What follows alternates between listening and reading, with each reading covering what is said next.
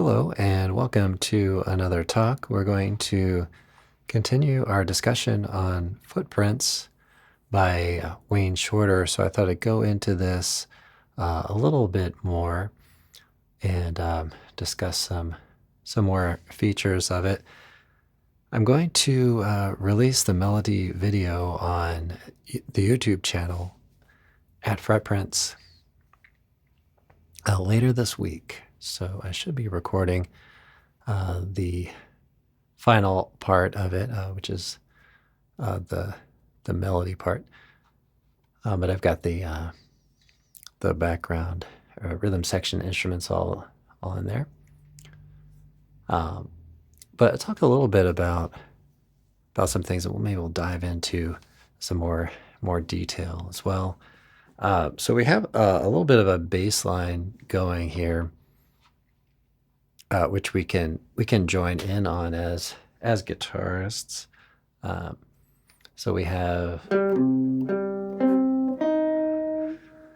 have this kind of C minor chord that's been broken up into an arpeggio here. Okay, so we can play that and repeat it as we go through. And then we're going to get into this segment where we play. If you continue playing on that that bass line, let's say you have a couple of guitarists or you have a saxophone player and you're maybe doubling the bass or something, then you can play this little part here, and that goes up in fourths, right, from the C. So it's kind of more F minor, but we're kind of still heading towards that C. So we start out the same that we did before. Okay, so we get all that. So you can use all that. Now another kind of cool feature of it is that we can play some harmonic pairs. So let's say you're playing in a trio with bass and they've kind of got that going, or maybe you started playing that in unison with them and vamped on that. But you can move over to kind of another part here with these two voicings. Okay, so here I'm playing an F and a D, and then the D, I'm playing that, moving that to C, and the F moving up to G. Okay, right. So that's a nice little movement that you can do.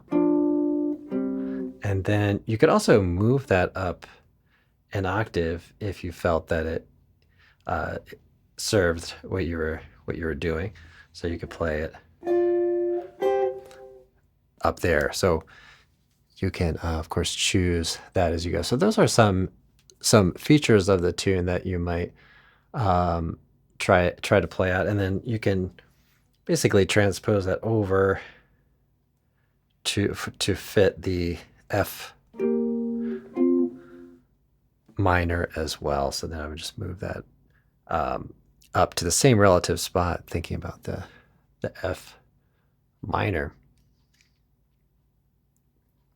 We also have a harmonized part to it, which I won't get into too much now, but that's another feature here.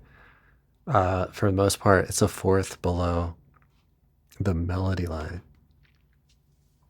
So if you wanted to play both, you could stack the fourths up and so on like that. So that could be a really kind of cool effect too. And another little kind of maybe even arranging sort of thing, or you could arrange on the spot as you're playing this to do something maybe a little bit different the second time you play it.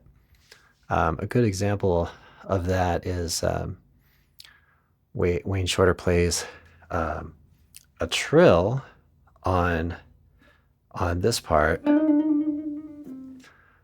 the second time through the melody on the repeat, but the first time he's not playing that. Right, so those are some little details that you can add into to add some variety. You know, a couple of things as I was writing this out. The melody, we can slide down, right, and play kind of slur. So I would play around a little bit with that and see if you can kind of emulate the sound of Wayne Shorter's playing, and then work at maybe even your own preferences as well. But some things to think about as I begin to put this video together for the YouTube channel. All right, so talking a little bit about improvisation. So we talked quite a bit about that before. So I want to take a little time to work into this part, so towards the end of the tune, and maybe give you some approaches to thinking about how you might improvise on that. Okay. So when you have a let's say F sharp minor 7 flat 5, let's say we have 11 in there, we know that we get this B in the melody there, right? So what about all these other notes? So if you have an F sharp minor 7 flat 5, and you know there's an 11 in there, okay, because that's the part of the melody,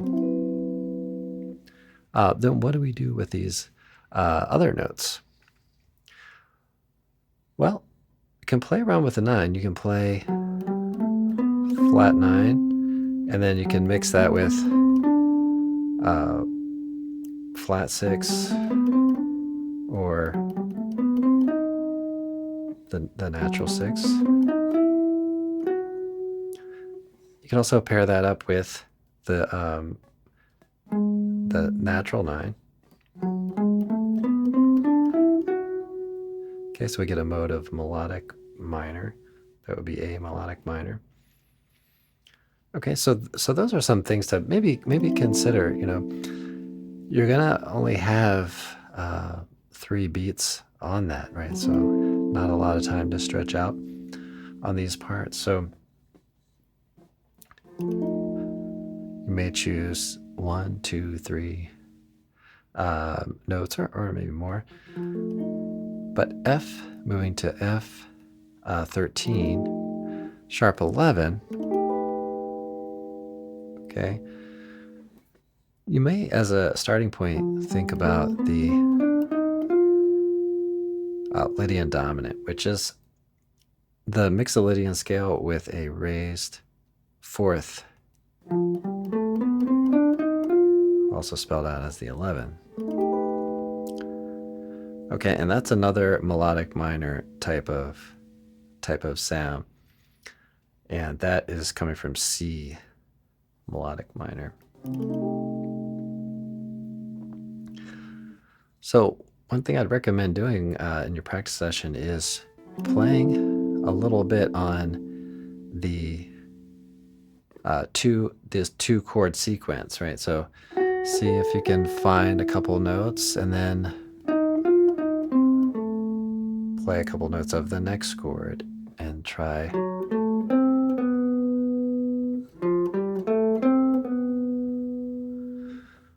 and move back and forth, so you get comfortable with how that changes and moves from one thing to the next. And you can vamp on that, set up a looper or use a backing track. And just get comfortable with moving between those chords. And that way, when you go to put the whole thing together, you feel free to play or not play. You have silence or play play a line. You have that kind of control there. So let's carry on here with E7 altered. So when we have an altered scale, that's sometimes known as the Superlocrian. So think about altered and what does that mean? So we have a root note, so we can't necessarily really alter that. We have a third, and we can't really alter that either because that's part of the core element of the sound, right? And also the flat 7. Okay, so these 3 notes, there's really nothing that we are going to be altering. It's all these other notes. So if we have, let's say, if we want to know what's altered, we have to know where it is unaltered. So the 9 would be here. Okay, this would sound like the 9. So we can alter that in 2 ways. So we can have a flat 9 and we can have a sharp 9. Okay. And then we won't include the 9 because that would be unaltered. So we kind of split that one note into 2. So you get the flat and the sharp. Okay, so that brings us to the 3rd. We're not going to mess with that. The 4 is here, so we need to raise the 4. Okay, because otherwise it would not be altered. Okay, now the 5, we can alter that in 2 directions. We can alter it downward, and we end up on the same note that we were just on with the raised 4 or 11. Raise the 5 up. Okay, no problem there. Okay, the 6, we're going to flat the 6, same note that we just came up with.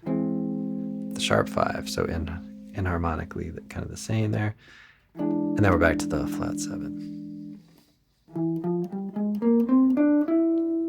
So that's the alter scale, and this is going to come from the A flat melodic minor scale. So that would be a mode of that.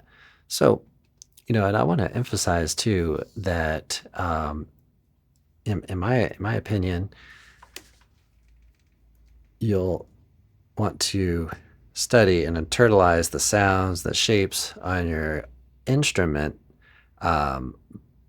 and then when you go to play, you'll be at ease and familiar enough to work with that sound, but you're not necessarily going to be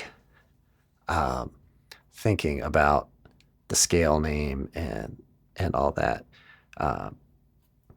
as you play through. So you practice, you get familiar, you internalize, and then you will create lines and melodies from it, right? Now, if you have a lot of trouble with the altered scale, you might try to think in terms of the B flat Lydian dominant, which might be a little bit easier to work with in your practice session, which ends up being all the same notes. So that's another option there to try. All right, and then we're going to the A7 altered as well. So all the same concepts. This would be from the D flat, B flat, melodic minor.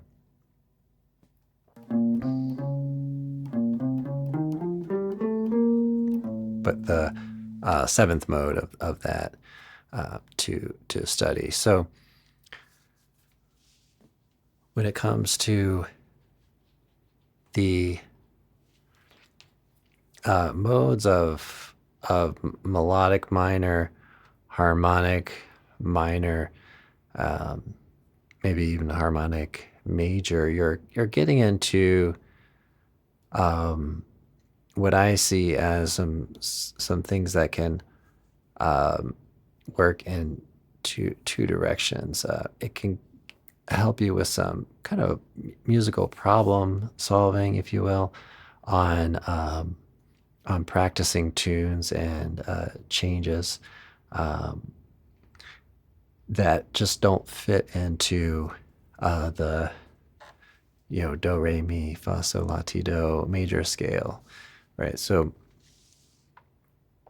then you can kind of work with those to work on some particular harmonic situations that you might get into with different tunes.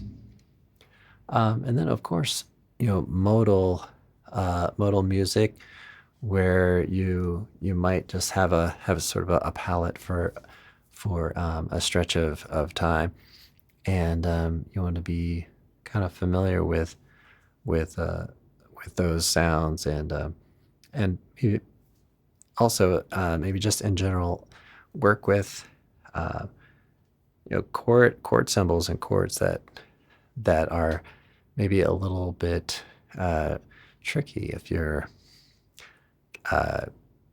reading sheet music or given a chart or something. Do something kind of on the spot, and you have to really try to deliver on that harmony, to be a little bit informed on being inside that sound, and some of the chord scales I think is really important.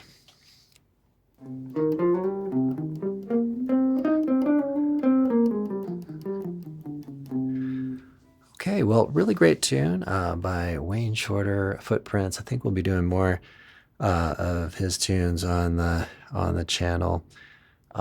Check out the documentary that came out recently. I need to see that myself, but tell me what you think of it. I've been hearing really good things about it, so I'm looking forward to checking that out myself. But thanks for watching. I do hope you enjoyed, or thanks for listening, rather. I do have a podcast video edition up for members of the Lessons and Talks. So if you're interested and would like to support the channel, join the Lessons and Talks, and you'll have the benefit of seeing some of the video of the podcast and other videos that I do outside the podcast as well. All right, everybody, have a great practice session, and I'll see you all in the next one.